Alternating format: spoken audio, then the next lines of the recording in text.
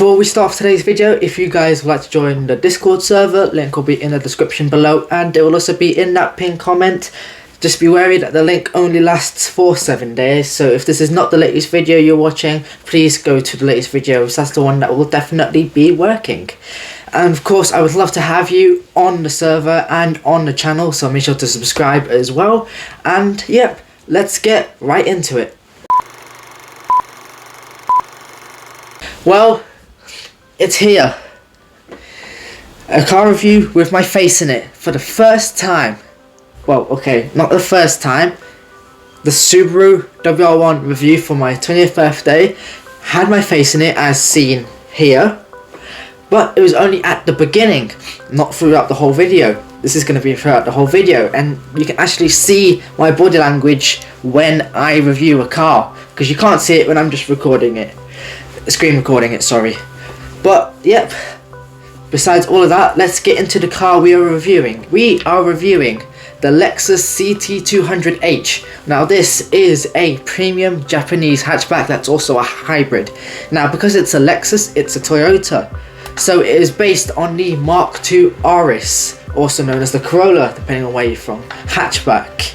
And so this is a more luxurious premium version of this RS, because that's technically what Lexus kind of is, really. But yep, let's get into the review and see how this car fares.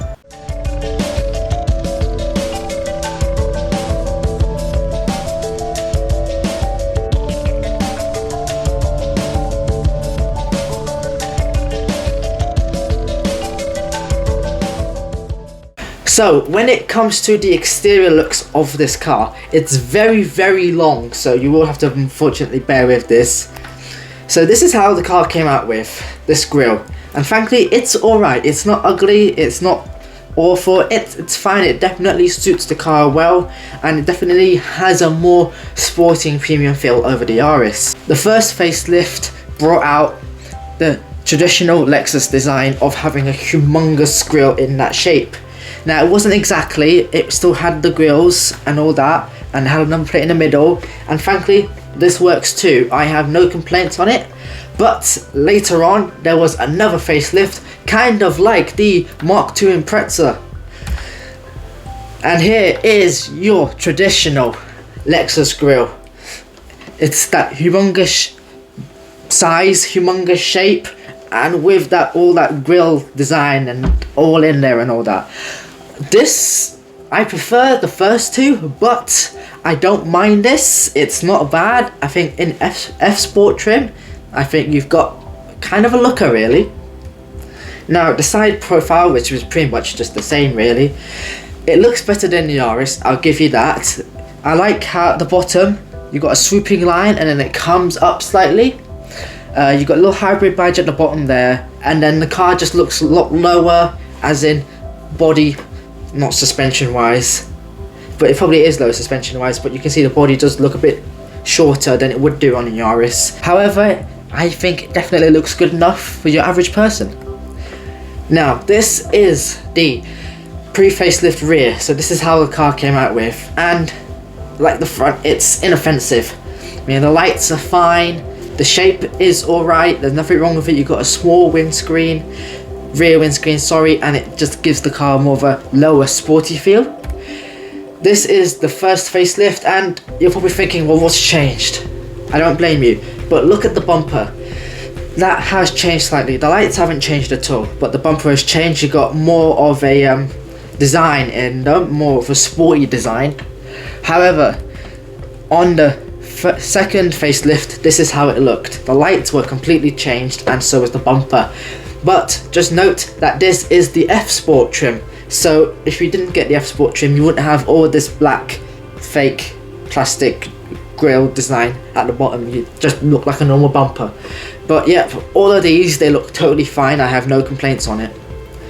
When it comes to the interior looks, well, this is the interior of the Lexus, and it did change over slightly in the facelifts. Like it had, I don't know, different infotainment screen size and shape, but It definitely looks much better than the RS. You know, you're separated from your passenger. You got so many buttons. It's a cool design. You got it on the dashboard and it comes down here like you're on an airplane. So cool. Now, my cousin-in-law has a pre-facelift version of this, and I've been in it. And when you put the car in reverse, you'd expect the image to be on the infotainment screen, but no, it's on the rear view camera, and it looks so high definition, which is cool.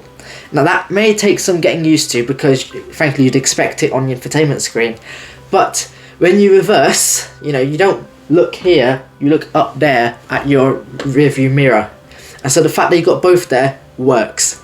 Now, as much as I say that it's cool that it has so many buttons, there is a downside to that. Now, yes, I've been in the car, but I haven't experienced all these buttons. I haven't been in the front, I don't think. But there's so many buttons there, it's like you're gonna get lost. Like, just for the climate control, there are so many buttons. You got temperature for each side, you got different modes, where you want them to go, with a little display, and then below it you've got like the gear selector, and then you've got the radio controls, you've got heated seats, depending on what trim you get, and you've got that circular swivel wheel. So many buttons to deal with, it's like, whoa. So just be wary of that. This is my own opinion of it. It's not an actual fact that it's too many buttons. Some people will say, well, that's fine, but I personally think that's way too much for a car. Now, the performance. Now, the RS came with hybrid engine, petrol engine, and I think a diesel, but I'm not quite sure on that. However, this Lexus only came with one engine, and it was the hybrid version, which is basically, you know, the same things used in the RS, the Prius, all of that really. So it had a 1.8 litre inline 4-cylinder with that electric motor, making it a hybrid. It had 134 horsepower and 105 pound-feet of torque. It was front-wheel drive, and according to the Lexus UK website, it weighed between 1,410 kilograms and 1,465 kilograms, so a 55 kilogram difference, which is pretty much my weight. I'm 50 kilograms, so basically, if you get the base trim and you sit me in it, there you go, you got a higher spec. Now, gearbox was a traditional CVT automatic, the usual of Toyota hybrids. Now, one thing to note is that a CVT will whine under acceleration, so if you're getting away from the lights, or you're joining a slip road, or you need to get back up to speed, it will whine. Now, to a normal person, that means absolutely nothing, but to some people it actually may mean something. So that's not the best thing, but it's not the worst thing either. But, you know, do be wary that it will whine, and it might get a bit drony after a few seconds. Just be aware of that. 0 to 60 is 10 seconds flat, and top speed is 112 miles an hour. So not a driver's performance car, but it's got decent specs to go around town and, you know, try and get up to speed on the motorway, and, you know, if you've been chased by the police. The practicality, well, the boot is 375 litres big, and that frankly is not too bad at all. It's definitely well shaped, and as you can see, the floor is flat on this picture here. It doesn't look like there's much, but according to all the websites, it's 375 litres. Now, that is a close number to what other cars of this class are putting out, so that's good. I have no complaints with that. However, the rear seats. So I've been in them, but I'm not tall, I'm 5'7". However, the batteries, or so I've read, sit under the rear seats, so the rear seats are lifted up a bit. Now, if you're taller, then you're gonna hit your head on the ceiling. But if you're a kid, or if you're a short adult like me, then it won't make much of a difference.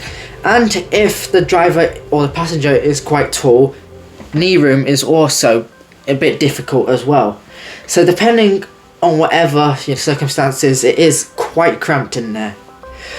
But, you know, kids and short adults, they can't really complain much, because they'll fit fine. Handling and comfort. So obviously this car is not a performance car, neither is it a driver's car. However, it's not too bad when you're driving around an A road or B road, or, you know, your local, I don't know, street.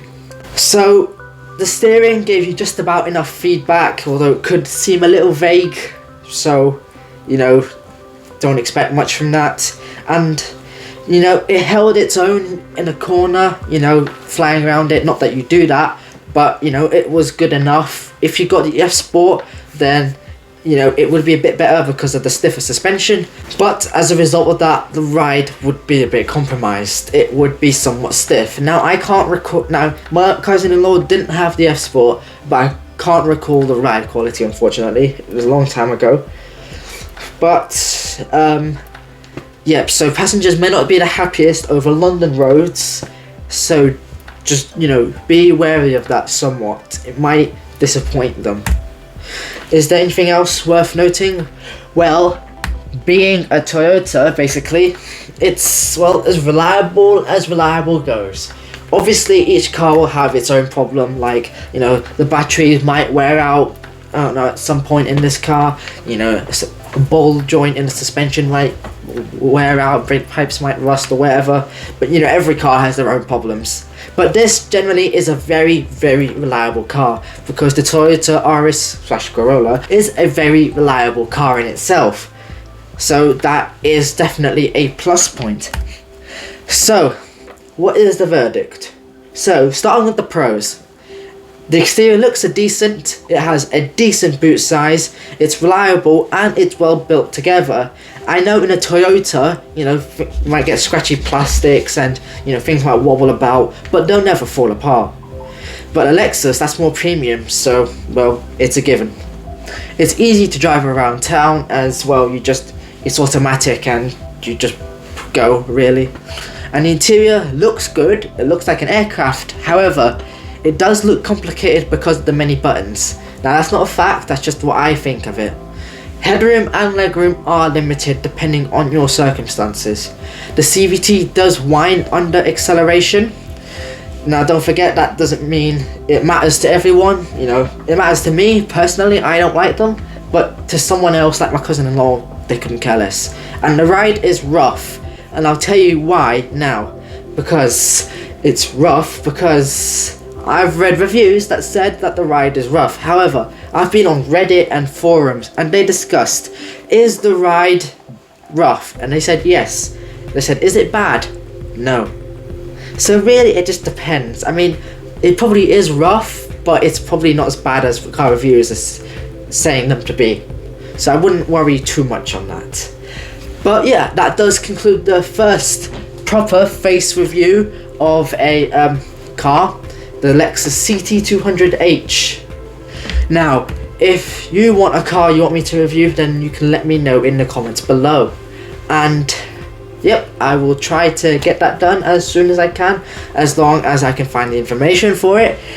And I will be back sooner or later, or maybe another dashcam video, I'm not sure, it might be a mix. But I will see you guys in next week's video. And shorts, I don't know at the moment, but I'll see you guys then. Peace.